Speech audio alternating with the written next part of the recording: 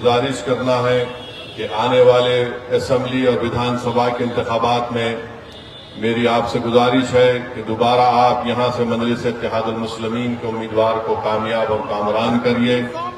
मैं आपको इस बात का तयक़ुन दे रहा हूँ कि इंशाअल्लाह ताला अब की बार जो कोचा दामन से मजलिस का उम्मीदवार होगा वो इंशाअल्लाह आपकी दुआओं से और वोट से कामयाब भी होगा, विधायक भी बनेगा और इंशाअल्लाह ताला कोई दुनिया की ताकत, कोई दुनिया की पार्टी का लीडर उसके ईमान को या उसके ज़मीर को नहीं खरीद सकेगा इंशाअल्लाह ताला।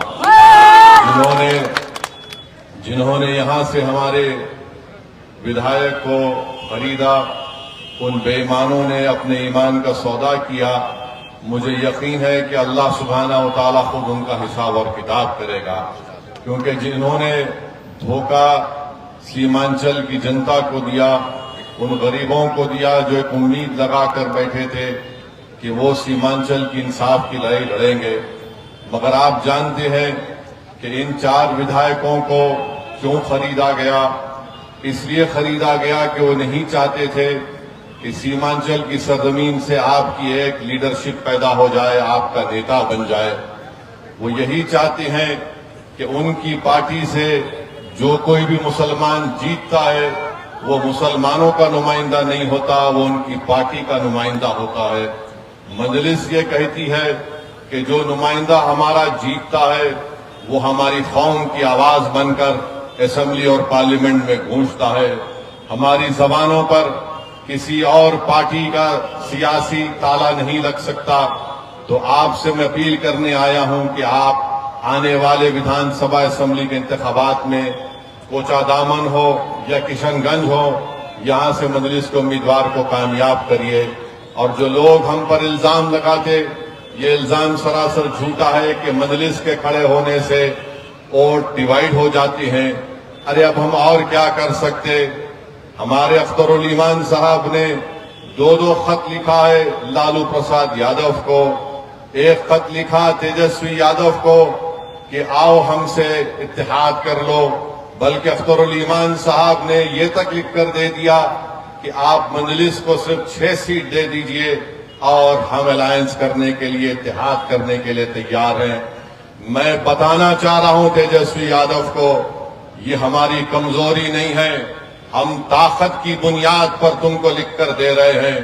तुम फैसला जो लेना चाहते ले लो, मगर याद रखो चुनाव के बाद तुम ये नहीं कहना कि मम्मी डैडी मेरा बैट और बॉल लेकर कोई भाग गया। ये जनता जानती है कि जिन्होंने हमको धोखा दिया उसको हम जवाब देना जानते हैं सियासी तौर पर। इससे ज्यादा हम कुछ नहीं कर सकते। बाज लोग समझ रहे हैं जिनको कोई सियासी बसीरत नहीं है कि मजलिस क्यों खत लिख रही है। अरे मेरे दोस्त, सियासत में हर उस चीज को इस्तेमाल करना पड़ता है ताकि लोग बाद में ये उंगली ना उठाए। अरे हम आज तुमको लिख कर दे दिए कि 6 सीट दे दो, अगर तुमको इख्तिदार या सत्ता मिलती है तो अख्तरुल ईमान या तौसीफ आलम को या फिर हमारे यहाँ पर जितने नुमाइंदे कामयाब होंगे उनको कोई मंत्री की जरूरत नहीं है। हमने सिर्फ एक ही बात कहा कि अगर तुमको सत्ता मिलती है तो बीजेपी को रोको और सीमांचल के इंसाफ के लिए तुम सीमांचल डेवलपमेंट काउंसिल बनाओ, ताकि यहाँ पर जो बारिश होती है, सैलाब आ जाता है, यहाँ के नौजवानों का मुस्तकबिल अच्छा हो, यहाँ पर स्कूल में या क्लासरूम हो, यहाँ पर नौजवानों को रोजगार मिले, यहाँ पर किसानों को उनकी फसल पर बराबर उसकी कीमत मिले। ये तमाम चीजें अख्तरुल ईमान ने लिख कर दे दी है। अब वो जाने और उनका मुस्तकबिल जाने, इससे ज्यादा हम कुछ नहीं कर सकते। मगर याद रख लो इस बात को कि असदुद्दीन ओवैसी 2015 में सीमांचल को आया था। मैंने उस वक्त भी कहा और आज भी कह रहा हूं कि अल्लाह जब तक मुझे जिंदा रखेगा मैं इंशाअल्लाह ताला सीमांचल को आता रहूंगा। जो लोग एक और इल्जाम लगाते, अरे तुम अगर जीत गए तो तुम मंत्री नहीं बनोगे।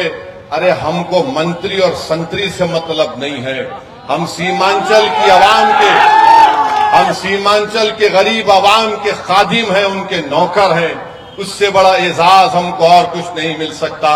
جن کو سنتری بننا ہے، منتری بننا ہے، مکھیہ منتری بننا ہے، ہم کو اس سے مطلب نہیں، ہم کو اس سے ہی مطلب ہے کہ تمہاری لیڈرشپ بنے، تم نیتا بنو، تمہارے مقدر کے فیصلے تم کرو گے۔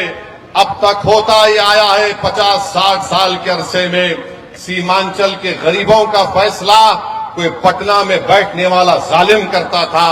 اب ظالم سے کہہ رہے ہیں کہ تو فیصلہ نہیں کرے گا، اب جو بھی فیصلہ ہوگا سیاسی سیمانچل کی سرزمین پر سیمانچل کی عوام کرے گی انشاءاللہ تعالی۔ میرے عزیز دوستوں اور بزرگوں، ہم بی جے پی کو روکنا چاہتے ہیں۔ بی جے پی سے نقصان کیا راجد کے یادو نیتاؤں کو ہوتا ہے؟ کیا بی جے پی سے نقصان کسی کانگریس کے نیتا کو ہوتا ہے؟ کیا بی جے پی سے نقصان کسی جے ڈی یو کے نیتا کو ہوتا ہے؟ ارے کس کے گھر پر بلڈوزر چلتا ہے؟ کس کے مدرسے کو تالے لگائے جاتے ہیں؟ کس کے نوجوانوں کو بنگلہ دیشی کہہ کر جیل میں ڈالا جاتا ہے یا ظلم کیا جاتا ہے؟ ارے پچھلے 11 سال سے جو ظلم کا سامنا ہم سینہ تان کر اگر کر رہے ہیں تو وہ بی جے پی سے ہم کر رہے ہیں۔ ارے تمہارے گھروں پر کچھ نہیں ہوتا، تمہارے گھر پر آنچ بھی نہیں آتی۔